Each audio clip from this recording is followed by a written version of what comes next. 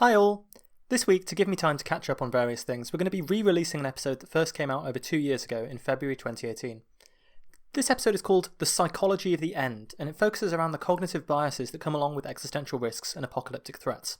Specifically, we talk about the tendency to view these things in a quote-unquote millennialist context, as destroying the world such that a new and better world can arise from its ashes, as a trope that appears across human history, culture, society, differences and so on.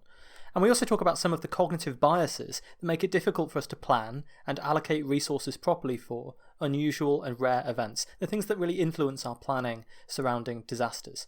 So suffice it to say that we were talking about this stuff a while ago, but it only feels more relevant now.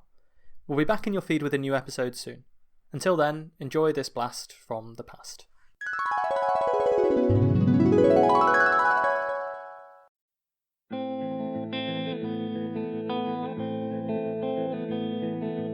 Everybody knows the storm is coming fast. The day will soon be here, when those who are caught unprepared will be the first to fall. That much is clear. Hello and welcome to Physical Attraction, the Teot Wauki specials, where we'll be examining the end of the world, one apocalypse at a time. And survive while there's people crying, people dying everywhere around. Hello and welcome to Physical Attraction's Teot Wauki specials. In this episode we're dealing with the psychology of the end. So one chapter in Nick Bostrom and Milan Cirkovic's book, Global Catastrophic Risks, deals with something called the millenarian response to global catastrophic risks. It's a fascinating area, and I think it leads us into a bigger discussion about the psychology of the end of the world. So here we go. Broadly speaking, millennialism doesn't have anything to do with being a millennial in terms of being born in the 90s and remembering Buffy the Vampire Slayer. It's a name given to a set of different viewpoints about how the future is going to unfold. They all share in common a deeply ingrained sense of destiny. Things have to unfold in this particular way. It's almost inevitable that they will.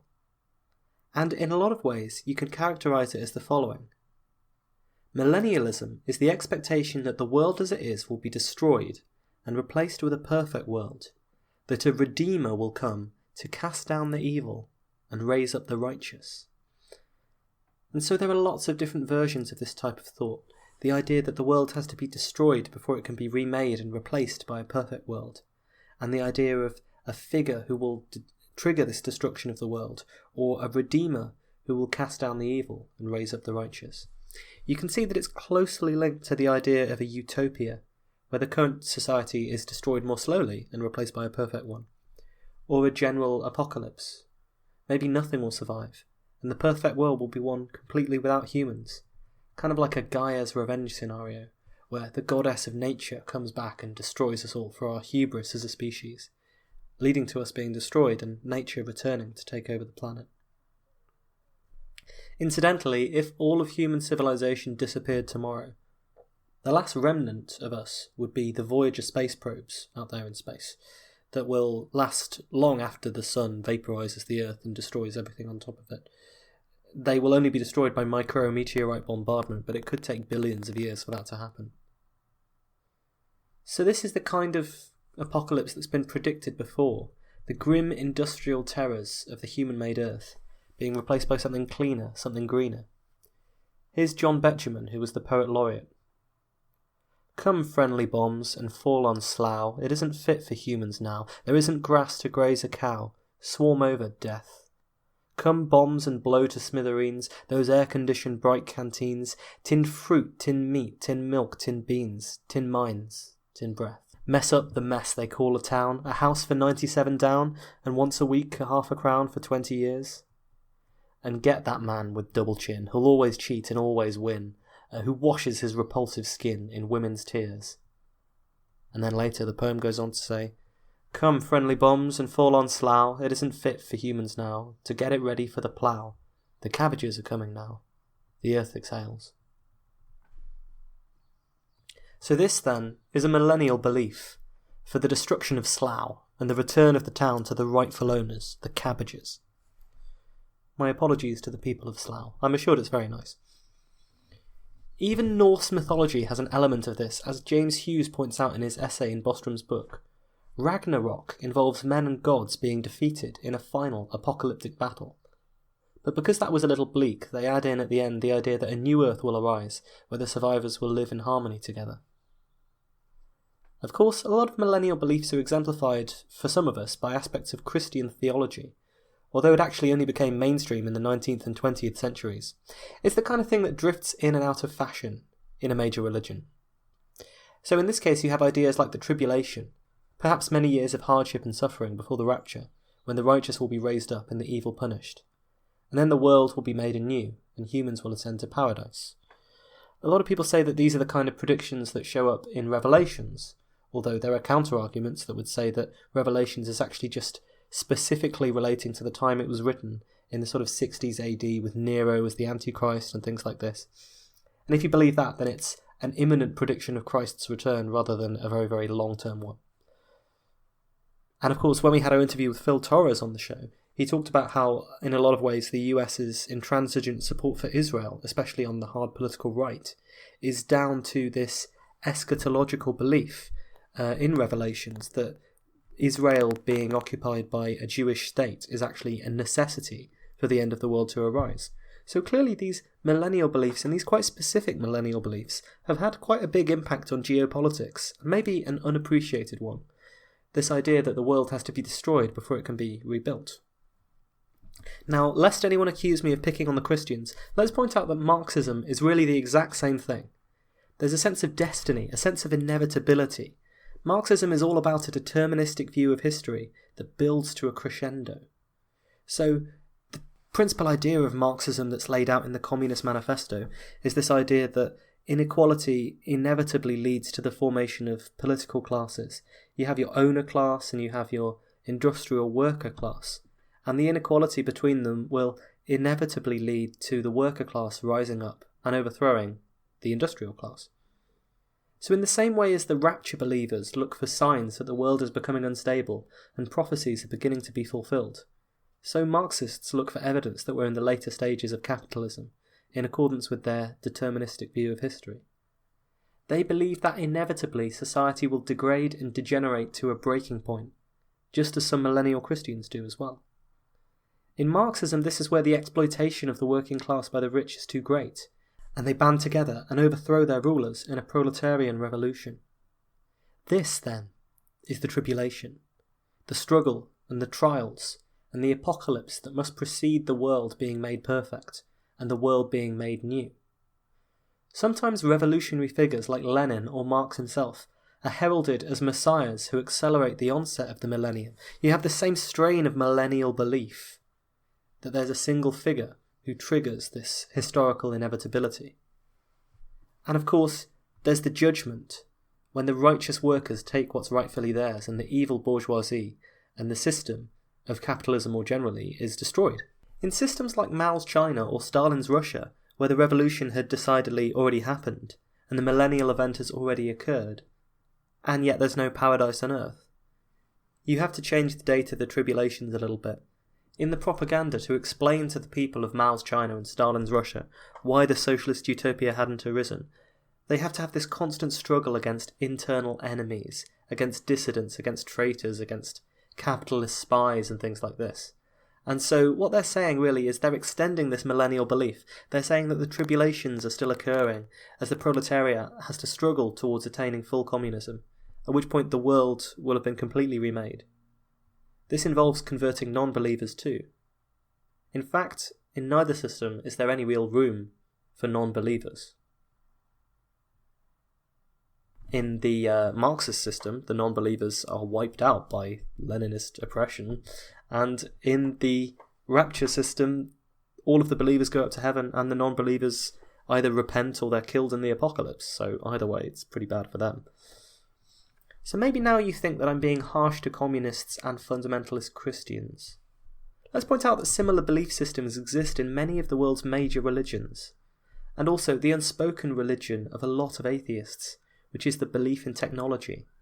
Just look at Ray Kurzweil and his futurist predictions, some of which we've talked about in our episodes on the singularity. A quick recap, just in case you missed those. These are basically the ideas that at some point artificial intelligence outstrips human intelligence, and then society is radically altered in some way as exponential development overtakes what we can currently imagine. In Ray Kurzweil's vision, the singularity is the establishment of paradise. Everyone is rendered immortal by biotechnology that can cure all of our ills. Our brains can be uploaded to the cloud, and we can experience deeper and more wonderful interactions and unions with each other. Inequality and suffering wash away under the wave of these new technologies. There is disruption, especially at first, as the singularity arrives and people panic about what to do. There is even a sort of judgment day in this. I'm going to quote now about the ancient Egyptians from the Michael C. Carlos Museum. Quote, "The Egyptians viewed the heart as the seat of the intellect and emotion. As such, it played a central role in the rebirth of an individual in the afterlife. The heart of the individual was weighed against the feather representing the goddess of truth, Ma'at, in a judgment process overseen by Osiris, the lord of the underworld. The judgment was a frequent subject for funerary art, especially on papyri and coffins. Central to the scene was a large balance, with the heart in one pan and either a feather or a tiny figure of Ma'at in the other pan. In most scenes, a demon called Amit, the devourer, crouches below the balance, anxiously awaiting the outcome. Should the heart of the deceased prove to be heavy with wrongdoing, it would be eaten by the demon, and the hope of an afterlife vanished. Oddly enough, the Egyptians never seem to have depicted the negative outcome of the weighing, only the joyful individual being received by Osiris and presented with offerings. Perhaps in Kurzweil's singularity something similar goes on. As our technology improves, a final reckoning approaches. Our hearts as humans will be weighed against a feather. If they prove too heavy with wrongdoing, with misguided stupidity, with arrogance and hubris, with evil, then we will fail the test and we will destroy ourselves. But if we pass and emerge from the singularity and all of its threats and promises unscathed, then we will have heaven. There is a judgment day, just as there is a judgment day in the rapture, and just as there is a judgment day in the class warfare of Marxism. And of course, other people view the singularity as nothing less than the end of the world. From Terminator scenarios where AI replaces us out of maliciousness, or by some accident or failure in how we program it. It's the apocalyptic version of the millennium, where the world is radically destroyed. And like the other belief systems, there's no room for non-believers. In Kurzweil's futurist vision, all of society is going to be radically altered, whether you want it or not, whether it benefits you or leaves you behind. And this exponential growth in technology can't be prevented by anyone, like the return of Christ, like the class struggle, whether it benefits you or leaves you behind. In some cases, it almost seems like Kurzweil is talking about a technological rapture.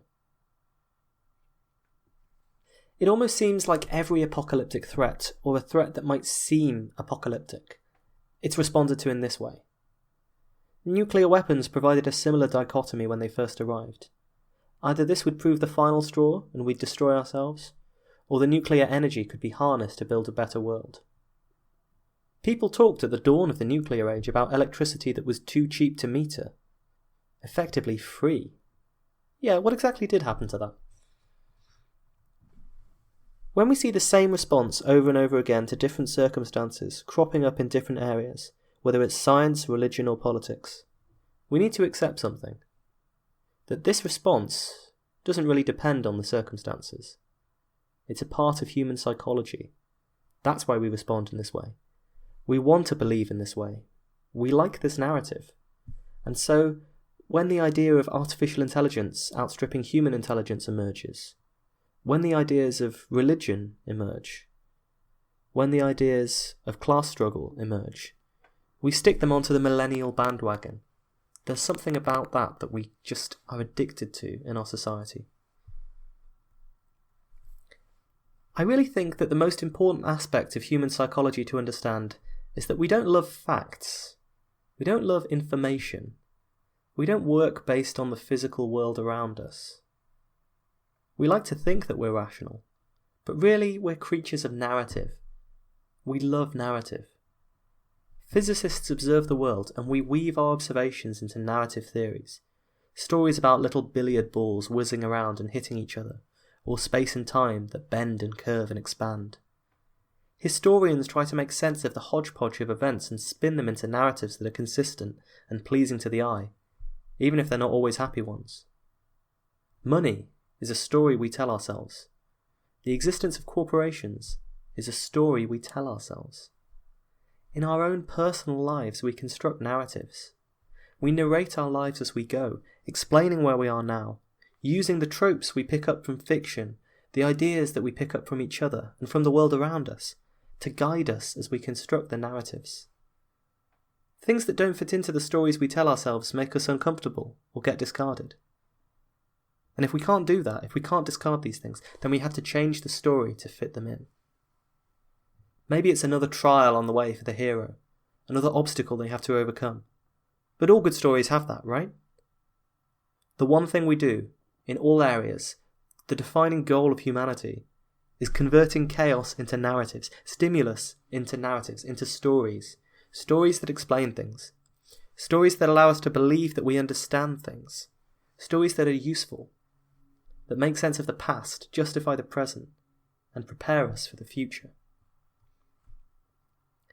And as stories go, the millennial narrative is a brilliant and compelling one. It can lead you towards social change, as in the case of the communists or the Buddhist uprisings in China.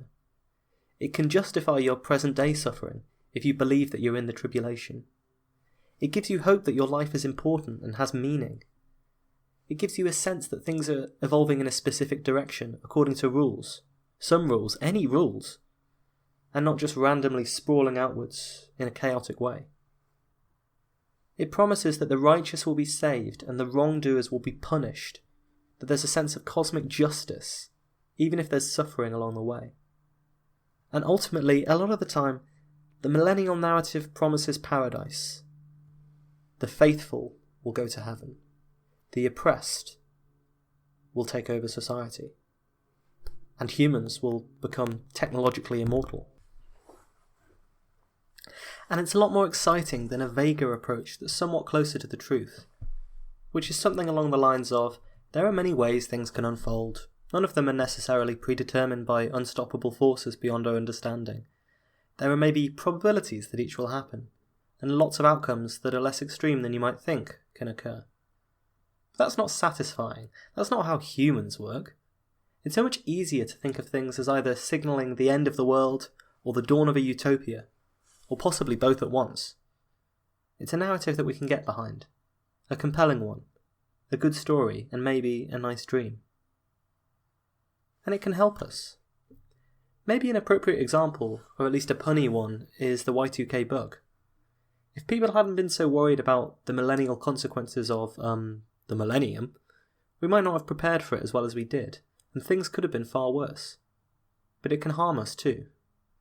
A lot of people in climate science, for example, are concerned about a pivot in public perceptions.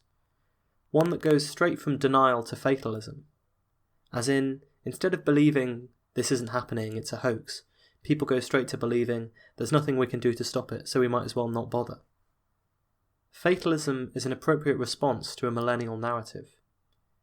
Is it an appropriate response to the problems that we face? It might be an easy one.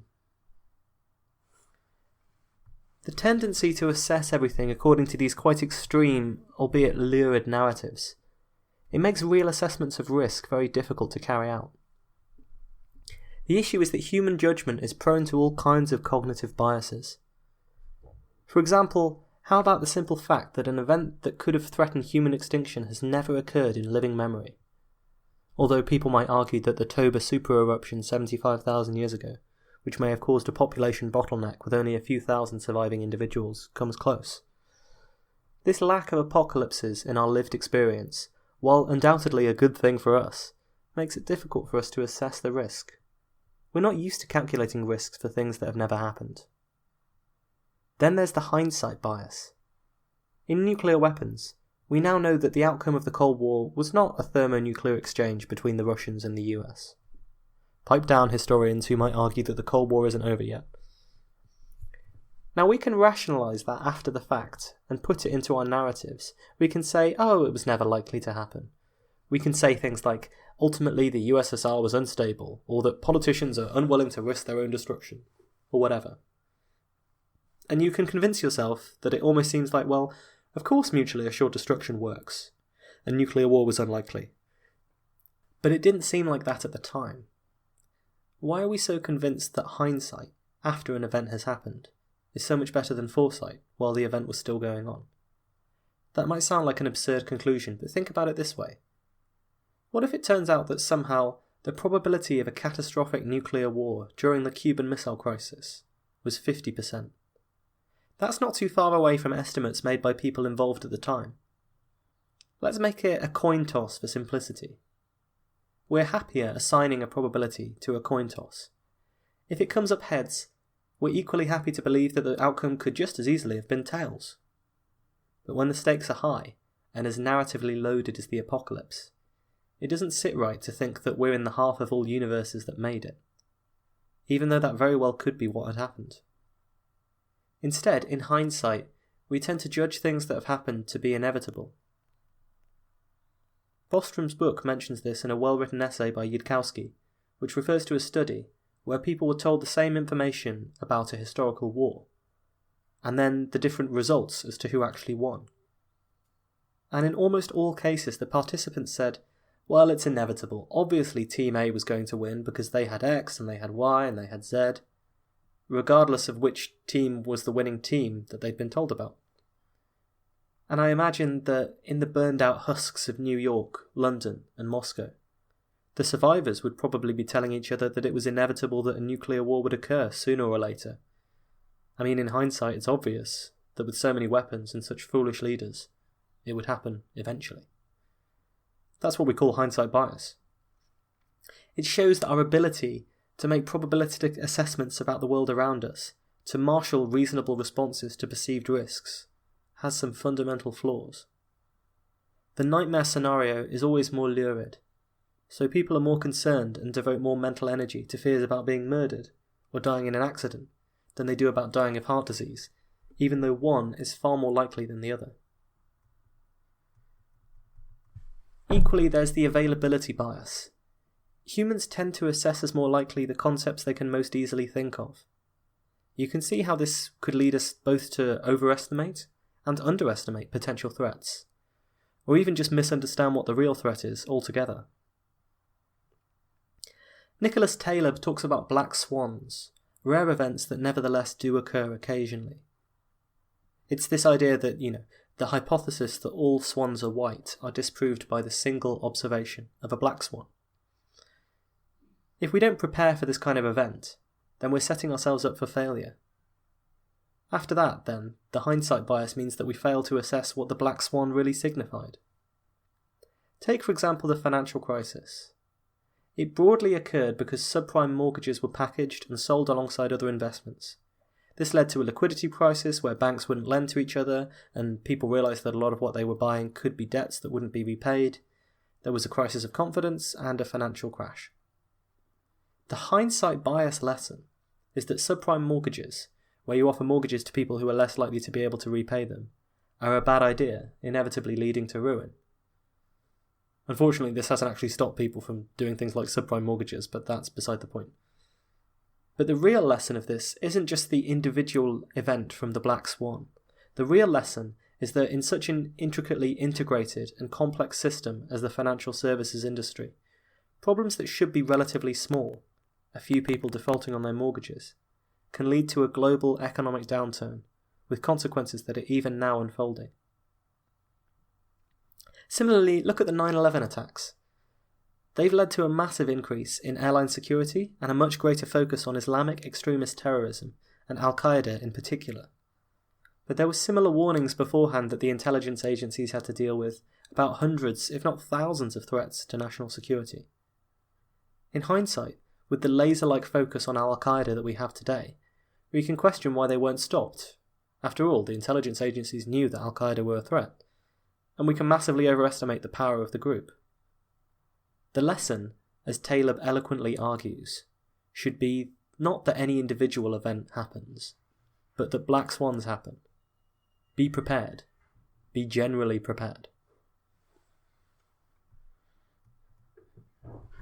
When you apply this to the world as a whole, you get anthropic bias. All we know for sure is that we exist, this one intelligent, citation needed, species. Our planet has managed to survive for long enough for us to develop. And by the way, that wasn't necessarily already a foregone conclusion. We don't know whether this is because the rate of events that destroys planets is really low, or whether we're just the cosmic equivalent of flipping heads 100 times in a row. Although those of you who listened to my interview with Rafael Alves Batista will know that he wrote a paper that argued that the rate of events that destroys planets is very low. So perhaps there's some other argument that means that human life evolving is quite unlikely.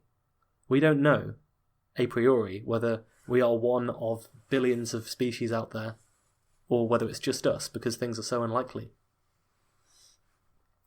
Another fallacy that arises in our ability to assess risks is the conjunction fallacy. Here's my spin on the classic example. If I tell you that Richard writes poetry, grows his hair long, and smoked weed in college, rank the following statements from most to least likely. Richard has a blog on Tumblr. Richard is an investment banker. Richard plays in a band on weekends when he's not busy investment banking. People generally assess the last statement as more likely than the second. That is, they're more likely to believe in the statement where he plays in a band on weekends when he's not busy being an investment banker. But it contains an extra detail. By the laws of probability, it must be at least as likely. After all, not all investment bankers play in bands on weekends. So when you add details, it has to be slightly less likely, right? But adding plausible details to a scenario can make us assess it as more likely than we would do otherwise. Another example relates more directly to catastrophizing. People were told that they were going on a trip to Thailand. They were asked how much they'd be willing to pay for different kinds of terrorism insurance. The first group was told that the insurance would cover the flight from US to Thailand. The second group were told both flights would be covered. And the third group, the whole trip. They're all separate groups of people. Some of them were told they were buying insurance for just the flights, and others the whole trip. The group that were told the detail about the specific flight offered to pay the most for that insurance. Then the group where the flights were mentioned in general. Then the whole trip group. Now obviously, if you think about it, it's very clear that if you buy insurance that covers the whole trip, that's more valuable than covering one flight or both flights. But actually, the least valuable insurance was the one that people were willing to pay the biggest price for. And that's because a specific scenario was mentioned. People could imagine in their heads that flight coming down and what they'd need to get around that. It caused people to judge the risk as more plausible, even though the insurance covered less than the whole trip. And as the essay points out, this means that our policymakers can be persuaded to invest our resources in less wise ways. Consider two alternative proposals. One suggests funding for an organisation that would distribute food in the case of some unspecified emergency. And the second details a scheme that will counteract infrastructure warfare from cyber warfare from China. Which is more likely to get funded? Well, chances are the second one, because it addresses a specific threat. It captures the mind of the politician and the public more easily. It will get the funding. The politician can come out and say, "We're ready for this specific threat that you may be worried about." And they'll feel like they've actually done something that is very useful. But the reality is that the first scheme might be more useful because it's more vague. It can be used in more cases. If it turns out that a pandemic or a financial crash is going to disrupt society, then the specific defence against Chinese cyber war is useless. This has been pointed out before. Resources in governments have been diverted away from general purpose disaster response and towards addressing specific threats. And this is the kind of specificity bias that people have in the psychology when they're dealing with these existential risks that we have to get around. Again, it comes back to this idea that we like narratives more than we like facts. Let's put this in a relevant context. So in the last few episodes, I've described in lurid detail plenty of scenarios for a cataclysmic event that could severely disrupt society as we know it. And I bet during each episode that you listen to, as the details for the potential scenarios rolled in, you are assessing that specific threat as more and more likely. If I asked you to assign probabilities, maybe you'd give a nanotech a 10% chance, nuclear war a 10% chance, pandemic or bioterror a 10% chance, Malthusian catastrophe a 5% chance, and so on, while listening to each episode. If you like, you can pause this episode and try it now. Okay, now add the probabilities up. When I did this, I got a solid 50% for the end of the world occurring at some point in the 21st century. But that sounds way too high for me, for some generic apocalypse. If you asked me to estimate any end of the world scenario before the end of the century, I'd probably say 10-20% or so. So this idea that specific risk scenarios make us assess something more likely, well, it's a really good insurance salesman's trick, and has been for decades, right? But it could confuse responses. Sometimes we get it wrong, e.g. particle accelerators as an example. So you probably remember when the LHC was launched, the Large Hadron Collider in CERN in Switzerland, and everyone was concerned that it would bring about the end of the world. A very specific scenario was posed, that it would produce mini black holes that could tear apart space and time. Now, if the scenario had said something like a collapse of the false vacuum, or the production of strangelets, or the density of the omega field would diverge as scenarios for the end of the world, people might not have listened because they're less well-known aspects of physics, especially the third one, which I just made up. Martin Rees talks about the risks from particle collider experiments in his book On the End of the World as We Know It. He says, quote, "I discussed these issues with a Dutch colleague, Piet Hut, who was also visiting Princeton and subsequently became a professor there. The academic style of this institute, where Freeman Dyson had long been a professor, encourages out-of-the-box thinking and speculations. Hutt and I realised that one way of checking whether an experiment is safe would be to see whether nature has already done it for us. It turned out that collisions similar to those being planned by the particle physics experimenters were a common occurrence in the universe. The entire cosmos is pervaded by particles known as cosmic rays that hurtle through space at almost the speed of light. These particles routinely crash into other atomic nuclei in space, with even greater violence than could be achieved in any currently feasible experiment. Hutt and I concluded that empty space cannot be so fragile that it can be ripped apart by anything physicists could do in their accelerator experiments. If it were, then the universe would not have lasted long enough for us to be here at all. However, if these accelerators became 100, 1,000 times more powerful, something that financial constraints still preclude, but which may be affordable if clever new designs are developed, then these concerns would revive, unless in the meantime our understanding has advanced enough to allow us to make firmer and reassuring predictions from the theory alone." End quote. So you can see what Rees is saying. He's saying that there were collisions in cosmic rays in the upper atmosphere, hundreds of times more powerful than the ones in the LHC. So if these collisions could cause the apocalypse, it probably would have already happened. Obviously, there's still the subtle cognitive bias that maybe they can, and the probability is tiny. But even if that's true, we're still not significantly increasing it with our experiments, beyond the risk that already exists, so we should all be happy to let them run for science. In hindsight, this was a tiny risk, but the vivid, lurid, and narratively compelling scenario of a Promethean experiment that caused the end of the world, scientists overreaching and messing with nature, it probably made people over-assess it as a risk. That combined with sensationalist journalism, right? Ditto the scientists at the first nuclear tests, who genuinely thought that the atmosphere might catch fire as a result. One of them, possibly joking, put the probability at 1/3. Was it lurid sensationalism that made them over-assess the risk then? Or is it hindsight bias that makes us under-assess it now? Ultimately, there are so many human biases that the whole thing can seem a little fruitless. But there are some decent lessons to take away from the whole sordid affair, before we say that it's necessary to throw our arms up and hope that some computer arises that can correctly calculate risks. First up, we should remember, general responses and general disaster readiness can be better than specific salves for specific problems, and they can get around the fact that we're rubbish at assessing how likely things are to happen. Secondly, be wary about anyone making overly confident predictions about anything. Thirdly, remember that more lurid scenarios depend on more things to make them happen. They're not more likely than the vaguer ones.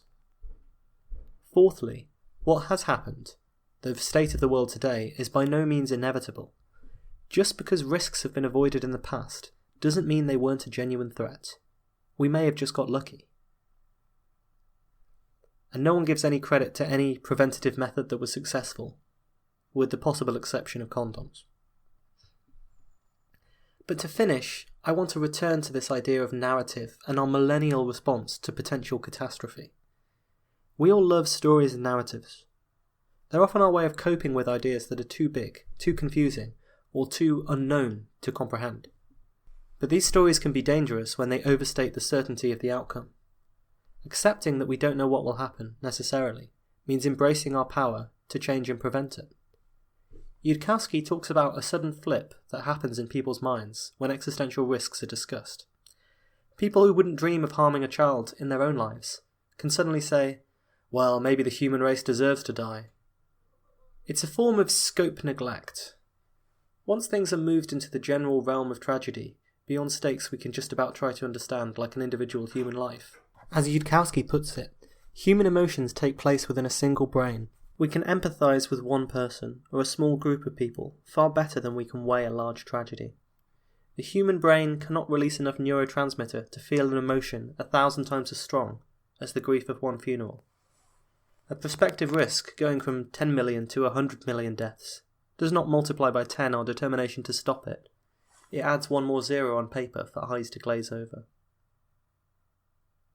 We're not really thinking about what it would mean. We're not really allocating resources accordingly. We're not really being prudent in what we do. If, when faced with a threat, we flip to apocalyptic thinking or millennial thinking, because these narratives are the ones that work for us, because they're the most satisfying ones, and because our cognitive biases mean that our assessments of risk that we attempt to do are so rubbish, we might miss our chance to rationally and reasonably address the problems. And the stakes of a truly existential threat, one that would wipe out intelligent life on Earth, extend so much further beyond the people we know and the world that exists today. It is an unimaginably complex potential future, with the potential for billions of intelligent lives spreading out across the universe. We must accept that, try as we might, we cannot understand what's at stake, or what the odds are, but that, like it or not, we're playing the game. Better be careful, then. Thanks for listening to this episode of Physical Attraction, the Teot Wauki specials. Remember, if you see an existential risk, report it to the relevant authorities. You can catch us on Twitter at PhysicsPod, or you can follow the show on www.physicspodcast.com, where you can leave comments, reviews, questions, anything you like. If you review us on iTunes, Stitcher, whatever podcast medium you use, that's really helpful. Tell your friends to listen to the show, that's also incredibly helpful. Until next time, take care of each other. You better make some preparations, there's no time for hesitations. Compile a list of tips.